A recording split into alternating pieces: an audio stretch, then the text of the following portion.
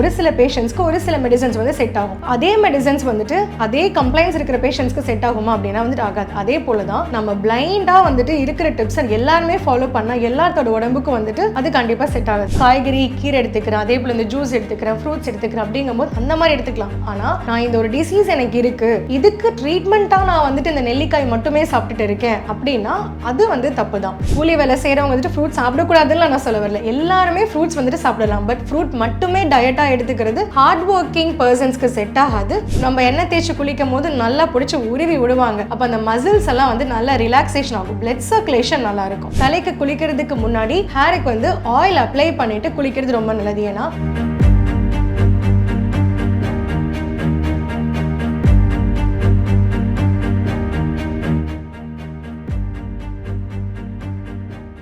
Health cafe Tamil நேயர்களுக்கு வணக்கம். மனிதர்களாக இருக்கிற நம்மளுக்கு உடலில் நிறைய சின்ன சின்ன பிரச்சனைகள் ஏற்படுது. அதை பெருசாக நினச்சிட்டு நம்ம வந்து டாக்டர் போய் பார்க்குறோம், அதை எப்படி சரி பண்ணுறதுன்னு அதோடைய தீவிரம் வந்து அதிகமாகிட்டே தான் இருக்குது. எப்படி சின்ன சின்ன டிப்ஸ், ஹெல்த் டிப்ஸை வச்சு நம்ம சின்ன சின்ன பிரச்சனைகளை சரி பண்ணிக்கலாம். சோஷியல் மீடியாவில் வர நிறைய விஷயங்கள் இன்னைக்கு நிகழ்ச்சியில் நம்ம டிஸ்கஸ் பண்ண போகிறோம். நம்ம கூட சித்த மருத்துவர் டாக்டர் தாரணி அவர்கள் இணைஞ்சிருக்காங்க. வணக்கம் மேம். வணக்கம் மேம். இந்த சோஷியல் மீடியாவை ஓப்பன் பண்ணாலே ஃபஸ்ட்டு வந்து டீடாக்சிஃபிகேஷன், இந்த ட்ரிங்கை குடிச்சா உங்க உடம்புல இருக்கிற அத்தனை டாக்ஸினும் வெளியே வந்துடும், இனிமா கொடுக்கறது, நிறைய விஷயங்கள் இந்த மாதிரி டீடாக்சிஃபிகேஷன், அதாவது உடல் நச்சு வெளியேற்றத்தை பத்தி சொல்றாங்க. இது நீங்க எப்படி பாக்குறீங்க? அதாவது டீடாக்சிஃபிகேஷன்னா ஃபர்ஸ்ட் ஆஃப் ஆல் டீடாக்சிஃபிகேஷன் என்னன்னா உடம்புல இருக்கிற கழிவுகள் எல்லாம் வந்துட்டு வெளியேறது பேர் தான் டீடாக்சிஃபிகேஷன். இப்போ அது வந்து ஒரே ஒரு இன்கிரீடியன்ட்னாலலாம் வந்துட்டு கண்டிப்பாக பாசிபிள் கிடையாது. நான் ஒரே ஒரு இப்போ டீடாக்ஸ் வந்து டீ குடிக்கிறேன் அப்படின்னு சொல்லி சொல்லுவாங்க, டீடாக்ஸ் டயட் ஃபாலோ பண்ணுறேன் அப்படின்னா அதனால நம்ம மொத்த பாடியில் இருக்கிற டாக்ஸின்ஸ் எல்லாம் வெளியேறுமா அப்படின்னா வந்துட்டு அதுக்கு பாசிபிள் கிடையாது. இப்போ ஒரு சில பேர் சொல்லுவாங்க ஒரு சில இன்கிரீடியன்ட்டை யூஸ் பண்ணால் வந்துட்டு நம்மளோட கட்டு வந்துட்டு க்ளீன் ஆகணும். கட்டு மட்டும்தான் க்ளீன் ஆகுமே தவிர ஃபுல் எல்லா ஆர்கான்ஸுமே சேர்ந்து வந்துட்டு அந்த ஒரே ஒரு இன்கிரீடியன்ட்னால க்ளீன் ஆகுமா அப்படின்னா வந்துட்டு அது கண்டிப்பாக ஆகாது தான். ஏன்னா நம்ம உடம்புல இருக்கிற நிறைய ஆர்கான்ஸை வந்து டீடாக்ஸ் பண்ணக்கூடியது தான். நம்ம லிவரே வந்துட்டு பெரிய ஒரு டீடாக்ஸ் ஆர்கன் தான். அதே போல் நம்ம ஸ்கின் எடுத்துக்கிட்டிங்கன்னா நம்ம உடம்புல இருக்கிற தேவையில்லாத வந்துட்டு நீரோ இல்லை வந்துட்டு உப்புகளோ வந்துட்டு நம்ம வேர்வை மூலியமாக வந்துட்டு நம்ம ஸ்கின் வந்துட்டு வெளியேற்றோம். அதே போல் நம்மளோட எக்ஸ்கிரீட்டரி ஆர்கன்ஸ் எல்லாமே அந்த வேலையை தான் செய்யும். கிட்னி எடுத்துக்கிட்டிங்கன்னா நம்மளோட தேவையில்லாத உப்புகள் கழிவுகள் எல்லாமே யூரின் வழியாக வந்துட்டு வெளியே போகும். கட்டும் வந்துட்டு அதே வேலையை தான் வந்துட்டு செய்யும். நம்ம பாடியே நம்மளுக்கு டீடாக்ஸ் ஆர்கனா இருக்கும்போது ஒரு டீடாக்ஸ் ஒரு இன்கிரீடியன்ட் இல்லை டீடாக்ஸ் டீ தேவையா அப்படின்னு என்ன கேட்டிங்கன்னா அது தேவை கிடையாது தான். பட் ஒரு சில இன்கிரீடியன்ஸ் ஒரு சில ஆர்கன்ஸை வந்துட்டு கிளீன் பண்ணும். இப்போ நீங்கள் ஒரு சித்த மருத்துவராக இருக்கீங்க, சித்த மருத்துவ குறிப்பிலே வந்து இனிமா கொடுக்கறது நல்லது, அப்புறமா வந்து பார்த்துட்டிங்கன்னா அந்த உப்பு கல்லுப்பை போட்டு அந்த குடிக்கிறது மூலயமா வந்து வயிறு க்ளீன் ஆகும், அந்த மாதிரிலாம் சொல்லப்பட்டிருக்கு. அப்போ அதை ஃபாலோ பண்ணுறதால தானே அப்படி சொல்லப்பட்டிருக்கு. கண்டிப்பாக அது வந்துட்டு சித்தா மருத்துவத்தில் வந்துட்டு இனிமா அப்படிங்கிறது ஒன்று இருக்குதான். ஆனால் அது வந்து டாக்டரோட அட்வைஸ் இல்லாமல் நீங்கள் வந்துட்டு வீட்லேயே எடுத்துக்கிறது வந்துட்டு ரொம்ப தப்பு தான். யாராருக்கு வந்துட்டு இனிமா கொடுக்கணும் யாராருக்கு கொடுக்கக்கூடாது அப்படின்ட்டு எல்லாமே இருக்குது. ஸோ எல்லாத்துக்குமே இது ஒத்துக்குமா அப்படின்னா கண்டிப்பாக ஒத்துக்காது. எல்லாருமே டாக்டரோட அட்வைஸ் படி தான் வந்துட்டு இனிமா எடுத்துக்கணும். கல்லுப்பு போட்டு குடிக்கிறது அது ஒரு சில பேர் வந்துட்டு குடிப்பாங்க தான். பட் இதே வந்துட்டு பிபி பேஷண்ட்ஸ் வந்துட்டு குடிக்கலாமா அப்படின்னு கேட்டால் வந்துட்டு அந்த உப்பு போய் அதிகமாக படிஞ்சிடும். கிட்னி கம்ப்ளைண்ட் இருக்கிறவங்க குடிக்கலாமான்னா அதுவும் வந்துட்டு குடிக்கக்கூடாது. ஏன்னா கிட்னி கம்ப்ளைண்ட் இருக்கிறவங்களுக்கு ஆல்ரெடி வந்துட்டு யூரியா கண்டென்ட் வந்து அதிகமாக இருக்கும். ஸோ அதில் நீங்கள் உப்பு போய் சேர்த்திங்கன்னா இன்னுமே கிட்னி டேமேஜ் ஆகுமே தவிர உங்களுக்கு வந்து அது கம்ப்ளீட் டீடாக்சிஃபிகேஷன் ஆகுமா அப்படின்னு கேட்டிங்கன்னா பிரச்சனையை மட்டும்தான் வந்துட்டு இன்க்ரீஸ் பண்ணி கொடுக்கும். அப்போ இந்த சோஷியல் மீடியாவில் இந்த யூடியூப்பில் வர வீடியோலாம் வந்துட்டு நம்ம ஃபாலோ பண்ணுறது அட்வைசபிள் இல்லைன்னு நீங்கள் சொல்கிறீங்களா? கண்டிப்பாக. ஏன்னா எல்லா வீடியோஸுமே வந்துட்டு எல்லா வகையான உடம்புகளுக்கும் வந்துட்டு செட் ஆகும்னு சொல்ல முடியாது. ஒரு சில பேஷண்ட்ஸ்க்கு ஒரு சில மெடிசன்ஸ் வந்து செட் ஆகும். அதே மெடிசன்ஸ் வந்துட்டு அதே கம்ப்ளைண்ட்ஸ் இருக்கிற பேஷண்ட்ஸ்க்கு செட் ஆகுமா அப்படின்னா வந்துட்டு ஆகாது. அதே போல தான் நம்ம பிளைண்டாக வந்துட்டு இருக்கிற டிப்ஸ் எல்லாருமே ஃபாலோ பண்ணால் எல்லாத்தோட உடம்புக்கும் வந்துட்டு அது கண்டிப்பாக செட் ஆகுது. ஸோ இது எனக்கு சோஷியல் மீடியாவில் இந்த டிப்ஸ் இருக்குது நான் உடனே செய்கிறேன் அப்படின்னா ஒரு சில பேர்த்துக்கு செட் ஆகாமல் அது வந்துட்டு இந்த உடம்பு உபாதைகளை வந்துட்டு பிரச்சனையை அதிகப்படுத்தி தான் உடம்பே தவிர குறையாது. டிப்ஸுங்கிறது எல்லாருமே சொல்லுவாங்க, ஆனால் யார் சொல்கிறாங்கன்றது ரொம்ப முக்கியம். நல்ல ஒரு குவாலிஃபைடான டாக்டர் சொல்கிறாங்கன்னா அதை வந்து ஃபாலோ பண்ணலாம். அதுவுமே அவங்களை கன்சல்ட் பண்ணி தான் வந்துட்டு ஃபாலோ பண்ணோம். நம்ம பிளைண்டாக எல்லாத்தையுமே வந்து ஃபாலோ பண்ணக்கூடாது. இப்போ சில விஷயங்கள், இப்போ இந்த ஆம்லா ஜூஸ் குடிக்கிறது வந்து ஒரு உணவு பொருள் தானே, இது எல்லாருமே எடுத்துக்கிற ஒரு பொருள் தானே, அந்த மாதிரியான விஷயங்களை இப்போ நம்ம ஃபாலோ பண்ணுறது தப்பில்லை தானே? கண்டிப்பாக. இப்போ நெல்லிக்காய் வந்து டெய்லியுமே ஒரு சில பேர் காலையில் வந்து எம்டி ஸ்டொமக்கில் எடுத்துப்பாங்க. நெல்லிக்காய் பொறுத்தவரையும் விட்டமின் சி கண்டென்ட்டோ இல்லை ஆன்டி ஆக்சிடென்ட்ஸோ அதிகமாக இருக்குது. அதை தாராளமாக எடுத்துக்கலாம். ஆனால் உணவு முறையாக வந்து எடுத்துக்கலாம். உணவு முறைனா எப்படி சொல்கிறேன்னா காய்கறி கீரை எடுத்துக்கிறேன், அதே போல் இந்த ஜூஸ் எடுத்துக்கிறேன், ஃப்ரூட்ஸ் ஃப்ரூட்ஸ் எடுத்துக்கிறேன் அப்படிங்கும்போது அந்த மாதிரி எடுத்துக்கலாம். ஆனால் நான் இந்த ஒரு டிசீஸ் எனக்கு இருக்கு, இதுக்கு ட்ரீட்மெண்ட்டாக நான் வந்துட்டு இந்த நெல்லிக்காய் மட்டுமே சாப்பிட்டுட்டு இருக்கேன் அப்படின்னா அது வந்து தப்பு தான். ஒரு சில டிசீஸ்க்கெல்லாம் ஒரு சில மெடிசன்ஸ் வந்து என்ன அளவில் சாப்பிடணும், எவ்வளோ நாள் சாப்பிடணும்னு இருக்கு. ஸோ அது வந்து டாக்டரோட ஆலோசனை பெற்று தான் வந்து எடுத்துக்கணும். நீங்கள் சொன்ன மாதிரி ஆம்லா ஜூஸ் எடுத்துக்கலாம், அது ஒரு உணவு முறையாக வந்துட்டு பயன்படுத்திக்கலாம். அடுத்ததா ரொம்பவே ட்ரெண்டிங்காக இருக்கிற ஒரு டாபிக் அப்படின்னு பார்த்தீங்கன்னா இந்த ஃபாஸ்டிங், இன்டர்மீடியன்ட் ஃபாஸ்டிங். நிறைய வீடியோஸ் பார்க்க முடியுது. நான் வந்து 16 மணி நேரம் ஃபாஸ்டிங் இருக்கேன், 8 மணி நேரம் நான் சாப்பிட்றேன், அதனால் என் வெயிட் வந்து பயங்கரமாக ரெடியூஸ் ஆகிருக்கு அப்படிலாம் வந்து பார்த்துட்டு அதை நிறைய பேர் ஃபாலோ பண்ண ஆரம்பிக்கிறாங்க. இது நீங்கள் எப்படி பார்க்குறீங்க? இது எல்லாருக்குமே இது பொருந்துமா? கண்டிப்பாக இன்டர்மிட்டன்ட் ஃபாஸ்டிங் பொறுத்தவரையும் ஒரு நல்ல விஷயம் தான். நம்மளோட உடம்புல இருக்கிற நிறைய பிரச்சனையை வந்துட்டு அது வந்து கம்மி பண்ணி கொடுக்கும். ரிவர்சலுக்கு வந்துட்டு நம்மளுக்கு கொண்டு போய் ஒரு டிசீஸ் ரிவர்சல் ஆகும். ஆனால் அது எல்லாருமே செய்யலாம்னா அது வந்துட்டு கூடாது. இப்போ அல்சர் பேஷண்ட்ஸ் இருப்பாங்க, அவங்களுக்கு ஒரு குறிப்பிட்ட ஹவர்ஸ் இன் பிட்வீனில் வந்துட்டு நீங்கள் வந்து ஃபுட் வந்துட்டு எடுத்துக்கணும் அவங்களுக்கு. ஏன்னா ஹெச்சிஎல் வந்துட்டு டைல்யூட் பண்ணக்கூடிய ஃபுட்ஸ் வந்து எடுத்துக்கணும். அப்படி இருக்கிறவங்க 16 ஹவர்ஸ் இல்லை 14 ஹவர்ஸ் தொடர்ந்து ஃபாஸ்டிங் இருக்கும்போது அவங்களோட அல்சர் வந்துட்டு அதிகமாக தான் ஆகுமே தவிர வந்துட்டு குறையாது. அதே போல் டயபெட்டிஸ் இருக்கிறவங்க இவ்வளோ ஒரு 16 ஹவர்ஸ் வந்துட்டு எதுவுமே சாப்பிடாம இருந்தாங்கன்னா சடனாக ஹைப்போகிளைசமிக் கண்டிஷனுக்கு வந்துட்டு போயிடுவாங்க. ஸோ இன்டர்மிட்டன்ட் ஃபாஸ்டிங் இருக்கலாம், அதனால கண்டிப்பாக வெயிட் லாஸ் இருக்கும், அதை விட டிசீஸ் ரிவர்சலும் எல்லாமே இருக்கும். ஆனால் யார் யார் வந்துட்டு அதை எடுத்துக்கணும், யார் யார் வந்துட்டு அந்த ஃபாஸ்டிங் வந்து ஃபாலோ பண்ணக்கூடாதுன்னு இருக்கு, அது அட்வைசபிள். அது நீங்கள் தெரிஞ்சுக்கிட்டு அதுபடி இருந்தீங்கன்னா உங்களுக்கு நல்ல ரிசல்ட் இருக்கும். சரி, இப்போ நீங்கள் வந்து டிசீஸ் ரிவர்ஸ் ஆகுது அப்படின்னீங்க, அப்போ ஒரு சுகர் பேஷண்ட்டுக்கு வந்து சுகர் வந்து எனக்கு போடும் தானே நினைப்பாங்க. ஸோ நான் வந்து இதை ஃபாலோ பண்ணணும்னு ஆசைப்படுவாங்க இல்லையா?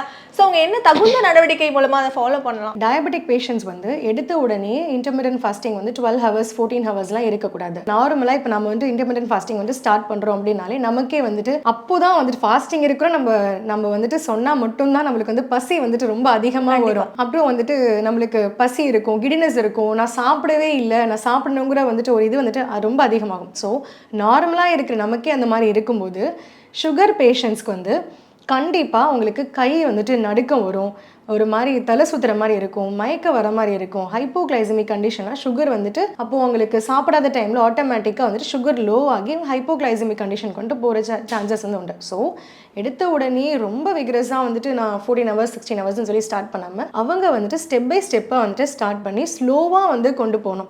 அது மட்டும் இல்லை, இது வந்துட்டு ஷார்ட் டேர்ம். நான் வந்து 2 days 3 days இருந்துட்டு அதுக்கடுத்து நான் 4th day வந்துட்டு நான் நல்லா வந்துட்டு ஸ்வீட் சாப்பிட்டுட்டேன், ஆனால் எனக்கு வந்துட்டு நார்மலே ஆக மாட்டேங்குது, ரிவர்ஸில் ஆக மாட்டேங்குதுன்னா அது வந்து கண்டிப்பாக ஆகாது தான். இது வந்து லாங் டேர்முக்கு நம்ம அந்த டயட் வந்து ஃபாலோ பண்ணணும்.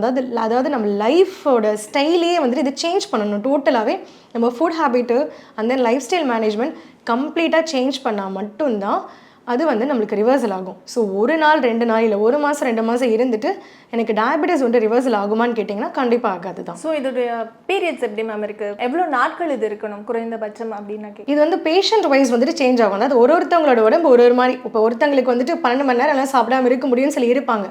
ஒரு சில பேர் வந்துட்டு 6 மணி நேரத்துக்கு மேலே கூட அவங்களால சாப்பிடாம இருக்க முடியாது, உடனே நடுக்க மயக்க வரும். ஸோ அவங்களோட உடம்பை பொறுத்து தான். ஒரு சில பேருக்கு பார்த்தீங்கன்னா ஒரு வருஷம் ஃபாலோ பண்ணிட்டு வந்தாங்கனாலே அவங்களுக்கு வந்துட்டு டயபெட்டிஸ் வந்துட்டு கண்டிப்பாக ரிவர்சல் ஆகுது. திரும்ப அவங்க எப்போ செக் பண்ணாலுமே அவங்களுக்கு நார்மல் லெவல் வந்துட்டு காமிச்சிருக்கு. வேறு சில பேருக்கு வந்து 2 years 3 years அந்த மாதிரி கண்டினியூஸாக வந்துட்டு எடுத்துக்கணும். அவங்களோட டயபெட்டிஸ் லெவலை பொறுத்தும் ப்ளஸ் அவங்களோட பாடியோட ஸ்ட்ரென்த்தை பொறுத்தும் தான் இது இருக்குது. இப்போ ரிவர்ஸ் ஆனதுக்கப்புறமா திரும்ப இது வராது அப்படின்னு அஷூரன்ஸ் இருக்கா எதனா? அது வந்து அவங்கவுங்களோட லைஃப் ஸ்டைலை பொறுத்து தான் இருக்குது. இப்போ நான் வந்துட்டு நான் ஃபாஸ்டிங் அந்த மாதிரி கரெக்டான லைஃப் ஸ்டைல் வந்து மேனேஜ்மெண்ட் பண்ணிட்டாங்க, ஃபுட் மேனேஜ்மெண்ட்லாம் பண்ணிட்டாங்க, ஒரு 3 years நான் அப்படி இருந்தேன், எனக்கு வந்து சுகர்லாம் எதுவுமே இல்லாமல் இருந்தது, ஓகே இப்போ எனக்கு சுகர் பர்மனெண்ட்டாக இல்லை அப்படின்னு நினச்சிட்டு அடுத்து ஒரு 4th year 5th yearலேருந்து மறுபடியும் வந்துட்டு பழைய ஸ்டைலான ஃபுட்டு அண்ட் தென் பழைய லைஃப் மேனேஜ்மெண்ட் இந்த மாதிரி எல்லாம் போயிட்டாங்கன்னா ரிவர்சல் ஆனது திரும்பவும் வரதுக்கான சான்சஸ் கண்டிப்பாக இருக்குது. இது ஒருத்தவங்களோட பாடியை பொறுத்து இருக்குது. இது நம்ம அஷூரன்ஸ் வந்துட்டு சொல்ல முடியாது. இப்போ சுகர் பேஷண்ட்ஸ்க்கு வந்து இப்போ ஃபாஸ்டிங்ன்ற ஒரு விஷயத்தை பற்றி பேசணும்.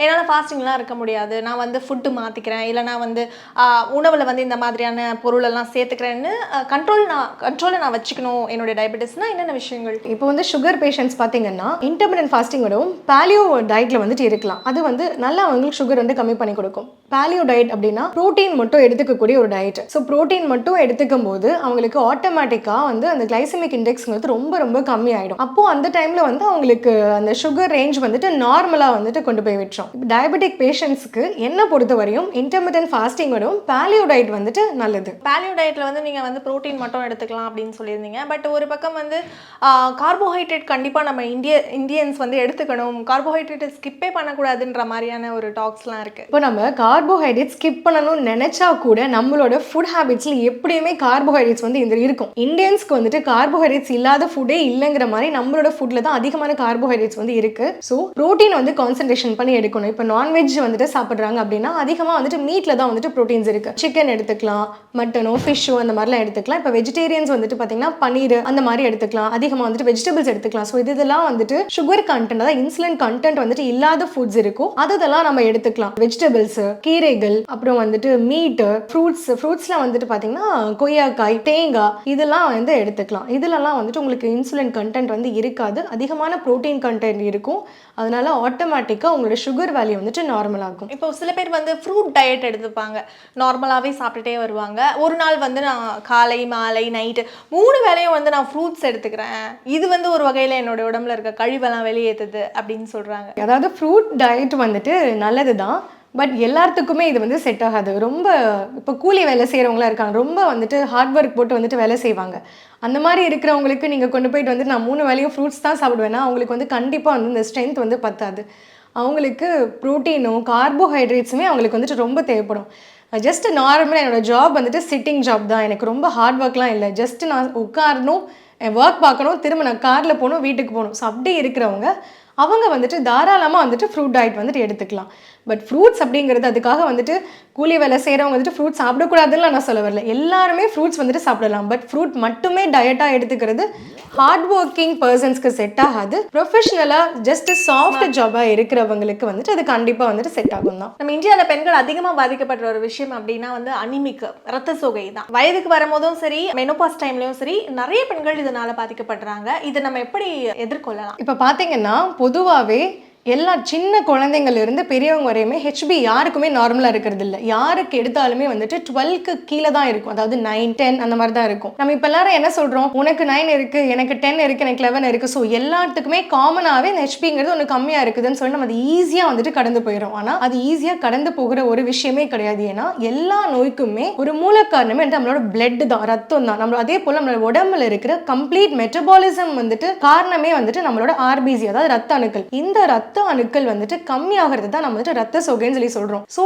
இதுக்கு வந்து நம்ம கண்டிப்பாக கான்சென்ட்ரேஷன் பண்ணி சின்ன வயசுலேருந்தே குழந்தைங்கள்லேருந்தே அதுக்கு தகுந்த மாதிரியான ஃபுட் உணவுகள்லாம் கொடுத்து வந்தால் தான் கொஞ்சம் மெச்சூரிட்டி ஆகும்போது அவங்களுக்கு ஹார்மோனல் இம்பேலன்ஸோ இல்லைனா வந்துட்டு இன்ஃபர்டிலிட்டி கம்ப்ளைண்ட்டோ எதுவுமே வந்துட்டு வராமல் வந்துட்டு பாதுகாத்துக்கலாம். ஓகே, இப்போ எனக்கு ஒன்ஸ் வந்துருச்சு, நான் என்னென்ன மாதிரி டயட் எடுத்துக்கலாம், என்னென்ன மாதிரி விஷயங்கள் ஃபாலோ பண்ணலாம்? இப்போ ஒன்ஸ் வந்துருச்சு அப்படிங்கும் போது அயன் கண்டென்ட் வந்து அவங்களுக்கு கம்மியாக இருக்கும். ஏன்னா அயன் கண்டென்ட் கம்மியாக இருக்கும்போது ஆர்பிசியோட செக்ரேஷன் வந்து கம்மியாக இருக்கும். ஸோ இரும்புச்சத்து இருக்கிற பொருட்களை வந்துட்டு சாப்பிடணும்.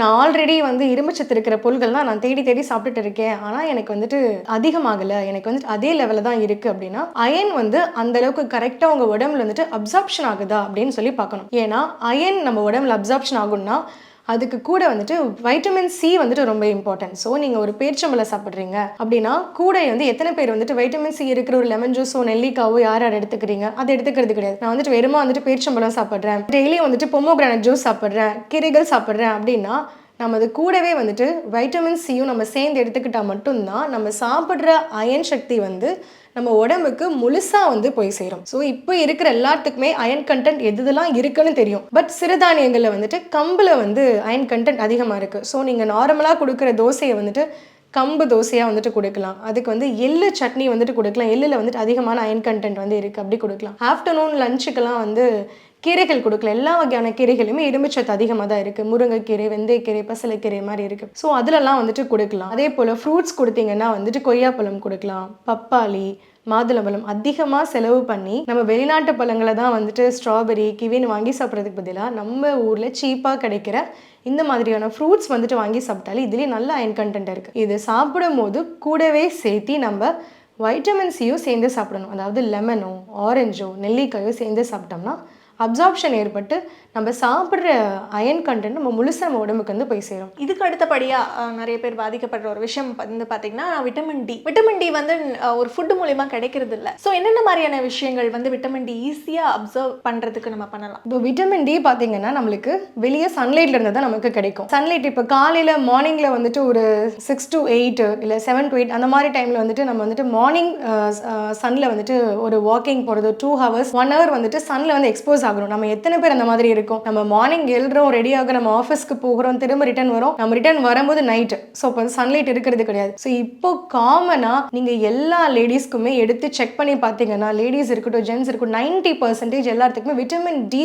டெஃபிஷியன்சி வந்துட்டு கண்டிப்பாக இருக்கும். ஸோ இதுக்கான தீர்வு பார்த்தீங்கன்னா, ஒன்று சன்லைட்டில் வந்துட்டு எக்ஸ்போஸ் ஆகிறது தான். அப்படி இல்லைன்னா வந்து வாரத்துக்கு ஒரு நாள் வந்து எண்ணெய் தேய்ச்சி வந்துட்டு குளிக்கலாம். அப்படியும் என்னால் சன்லைட்டில் வந்து ஃபோக்கஸ் ஆக முடியாது, எனக்கு வந்துட்டு ஒர்க் வந்து இருக்குது, நான் வந்துட்டு ஒர்க் போகிற லேடி அப்படின்னு சொன்னீங்கன்னா, நீங்கள் விட்டமின் டி வந்து சப்ளிமெண்ட்டாக நீங்கள் எடுத்துக்கலாம். இப்போ எண்ணெய் தேய்ச்சி குளிக்கிறது மூலமா வந்து விட்டமின் டி கிடைக்கும்னு சொன்னீங்க, அந்த ப்ராசஸ் பற்றி சொல்லுங்கள். முன்னாடி காலத்துலலாம் வந்து கண்டிப்பாக வாரத்துக்கு ஒரு முறை வந்துட்டு எண்ணெய் தேய்ச்சி வந்து குளிப்பாங்க. அதுவும் மோஸ்ட்டாக வந்துட்டு சனிக்கிழமை வந்து தலையிலேருந்து உடம்பு வரை நல்லா எண்ணெய் தேய்ச்சி குளிக்கிறதுங்கிறது அந்த காலத்துலேருந்து ஃபாலோ பண்ணிட்டு வந்திருந்த ஒன்று. அதை நம்ம எல்லாரும் காலப்போக்கில் மறந்து தீபாவளிக்கும் பொங்கலுக்கும் மட்டும்தான் வந்து ஃபுல்லாக வந்து எண்ணெய் தேய்ச்சி குளிக்கிறதுங்க வந்துருச்சு. அப்படி வாரத்துக்கு ஒரு முறை நம்ம எண்ணெய் தேய்ச்சி கொஞ்ச நேரம் வெயிலில் நிற்போம். அப்படி நிற்கும் போது விட்டமின் டி வந்து சிந்தசிஸ் ஆகும், அதாவது ப்ரொடக்ஷன் ஆகும் நம்மளோட உடம்புல. அது வந்து கால்சியம் வந்து அப்சார்ப்ஷனுக்கு வந்துட்டு ஹெல்ப் பண்ணும். அப்படி இருக்கும்போது நம்மளுக்கு விட்டமின் டியோட கம்ப்ளீட் ஸ்ட்ரென்த்தும் வரும், கால்சியமும் நல்லா இருக்கும். அதனால நம்ம போனோட ஹெல்த்துமே நல்லா இருக்கும். நம்ம எண்ணெய் தேய்ச்சி குளிக்கும் போது நல்லா பிடிச்சி உருவி விடுவாங்க.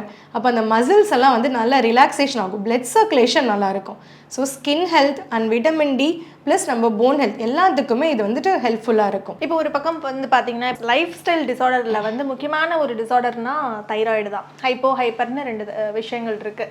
சில பேர் வந்து இந்த தைராய்டு வந்துருச்சு அப்படின்னாலே வந்து டெய்லியுமே ஒரு மாத்திரை, காலையில் எழுந்திரிச்சோன்னே எம்டி ஸ்டொமக்கில் அந்த ஒரு மாத்திரையை போடுற ஒரு பழக்கம் இருக்குது. இந்த மாத்திரையே இல்லாமல் பண்ண முடியாதா? நீங்கள் 2 டைப்ஸ் சொல்லி சொன்னீங்க, ஹைப்போதைராய்டு அண்ட் ஹைப்போதைராய்டு. மூணாவதாக ஒரு தைராய்டு இருக்குது, அது வந்து ஆட்டோ இம்யூன் தைராய்டிட்டிஸ். இதோட சிம்டம்ஸ் பார்த்தீங்கன்னா, ஹைப்போதைராய்டு இருக்கிற அதே சிம்டம்ஸ் தான் வந்து இந்த ஆட்டோ இம்யூன் தைராய்டிட்டிஸ் பேஷண்ட்டுக்கு வந்துட்டு இருக்குது. அதாவது ரொம்ப டயர்ட் ஆகிறது, ஹேர் ஃபால் அதிகமாக இருக்கும், ட்ரை ஸ்கின் இருக்கும், தென் கோல்டு இன்டாலரன்ஸ், ரொம்ப குளிரை வந்துட்டு சுத்தமாக தாங்கவே முடியாது, உள்ளங்கால்லாம் ரொம்ப வந்துட்டு சில்னஸ் ஆகிடும். ஸோ இந்த மாதிரி என்ன ஹைப்போதைராய்டுக்கு என்னென்ன சிம்டம்ஸ் இருக்கோ அதே சிம்டம்ஸ் தான் வந்துட்டு ஆட்டோஇம்யூன் தைராய்டுக்கு இருக்கும். இப்போ நார்மலாகவே நம்ம எடுக்கிற blood test தைராய்டுனாலே TSH, T3, T4 தான் எடுப்போம். அதை பார்த்துட்டு தான் நம்மளுக்கு மெடிசன்ஸ் வந்து அட்வைஸ் பண்ணுவாங்க, நம்ம அந்த மெடிசன்ஸ் தான் எடுத்துப்போம். பட் இந்த ஆட்டோ இம்யூனுக்கு தனியாக வந்துட்டு பிளட் டெஸ்ட் இருக்குது, ஆன்டி டிபிஓ இருக்கும். ஸோ அதை நம்ம எடுத்து பார்த்து நம்மளுக்கு ஆட்டோ இம்யூன் இருக்குதான்னு அதுக்கு தகுந்த மாதிரியான மெடிசன்ஸ், அதுக்கு தகுந்த மாதிரியான ஃபுட்டை வந்துட்டு மாடிஃபிகேஷன் பண்ணா மட்டும்தான் நமக்கு சரியாகும். ஒரு சில பேருக்கு ஆட்டோஇம்யூன் தைராய்டு இருக்குன்னு தெரியாது,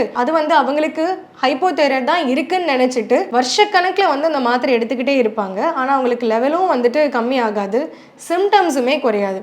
ஸோ அந்த மாதிரி இருக்கிறவங்க எதுக்கும் ஆட்டோ இம்யூன் தைராய்டோட பிளட் டெஸ்ட் எடுத்து பார்த்துட்டு அது இருக்குதுன்னு தெரிஞ்சிச்சுன்னா அதுக்கேற்ற மாதிரியான ஃபுட் மாடிஃபிகேஷன்ஸ் பண்ணாங்கன்னா தைராய்டை கண்டிப்பாக ரிவர்ஸ் பண்ணலாம். இப்போ தைராய்டு பேஷண்ட் வந்து என்னென்ன ஃபுட்ஸ்லாம் எடுத்துக்க கூடாது அப்படின்னு எதனா இருக்கா? கண்டிப்பாக. இப்போ நார்மலாக தைராய்டு இருக்கிறவங்க வந்துட்டு க்ரூசிஃபரஸ் வெஜிடபிள்ஸ் எடுத்துக்கக்கூடாதுன்னு சொல்லி சொல்லுவோம். அதாவது காலிஃப்ளவர் எடுத்துக்கக்கூடாது, கோஸு, ப்ராக்கோலி, இந்த மாதிரியான விஷயங்கள் வந்து எடுத்துக்கக்கூடாதுன்னு சொல்லி சொல்லுவோம். பட் அதே வந்துட்டு ஆட்டோ இம்யூன் தைராய்டு இருக்கிறவங்களோட எடுத்துக்கக்கூடாத ஃபுட்ஸே வந்துட்டு செப்பரேட்டாக இருக்கும். டைரி ப்ராடக்ட்ஸ், பால் சம்மந்தப்பட்ட பொருள் எடுத்துக்கக்கூடாது.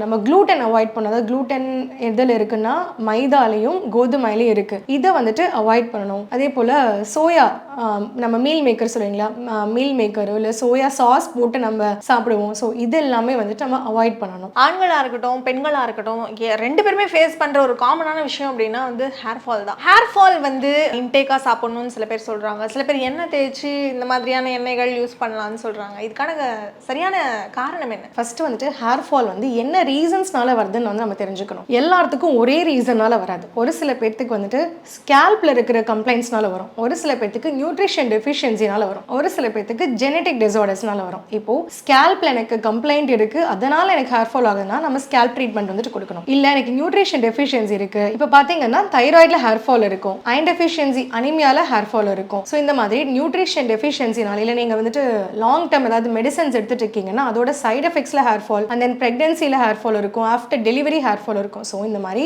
என்ன காசஸ்ன்னு தெரிஞ்சுட்டு அந்த காஸ்க்கு நீங்கள் ட்ரீட்மெண்ட் பண்ணால் மட்டும்தான் உங்களுக்கு ஹேர் ஃபால் வந்துட்டு ரெடியூஸ் ஆகும். நீங்கள் பிளைண்டாக வந்து என்ன ரீசன்னால உங்களுக்கு ஹேர் ஃபால் ஆகுதுன்னே தெரியாமல் இப்போ வந்து ஆன்லைனில் ரொம்ப இதுவாக போய்கிட்டு இருக்கிற கம்மிஸோ இல்லை வந்துட்டு அந்த ஹேர் ஆயில், இந்த ஷாம்பூ, எனக்கு இந்த கண்டிஷ்னரு இதெல்லாம் யூஸ் பண்ணிட்டு இருந்தீங்கன்னா இருக்கிற கொஞ்சம் நஞ்சம் முடியும் வந்துட்டு போயிடும் உங்களுக்கு. இப்போ நிறைய பேர் சென்னையில் வந்து பார்த்தீங்கன்னா வேறு ஊர்லேருந்து வந்து ஒர்க் பண்ணுவாங்க, ஹாஸ்டலில் இருப்பாங்க, அவங்க தண்ணி மாறினதால என் முடி கொட்டுதுன்னு ஒரு ஃபீல் பண்ணுவாங்க. அது உண்மையாவே தண்ணி மாறினதாலயா இல்லை என்ன மேம் அதுக்கான காரணம்? கண்டிப்பாக ஒரு சில பேர்த்துக்கு வந்து தண்ணி வந்துட்டு மாறுறனால வந்து ஹேர் ஃபால் வந்துட்டு ஆகும் தான். இப்போ அதை ப்ரொடெக்ட் பண்ணுறதுக்கு என்ன பண்ணலாம்னா, நம்ம தலைக்கு குளிக்கிறதுக்கு முன்னாடி ஹேருக்கு வந்து ஆயில் அப்ளை பண்ணிக்கணும். இப்போ நார்மலாக ஹேர் ஃபால் இருக்கிறவங்க மட்டும் கிடையாது, ஜென்ரலாக எல்லாருமே தலைக்கு குளிக்கிறதுக்கு முன்னாடி ஹேருக்கு வந்து ஆயில் அப்ளை பண்ணிட்டு குளிக்கிறது ரொம்ப நல்லது. ஏன்னா இப்போ நம்ம ஆயில் வந்து அப்ளை பண்ணுறதுனால எண்ணெயும் தண்ணியும் ஒட்டாது இல்லையா? அப்படி ஒட்டாமல் இருக்கும்போது நம்ம புதுசாக நம்ம வேறு ஊருக்கு போய் தண்ணி யூஸ் பண்ணுறோம் அப்படிங்கும்போது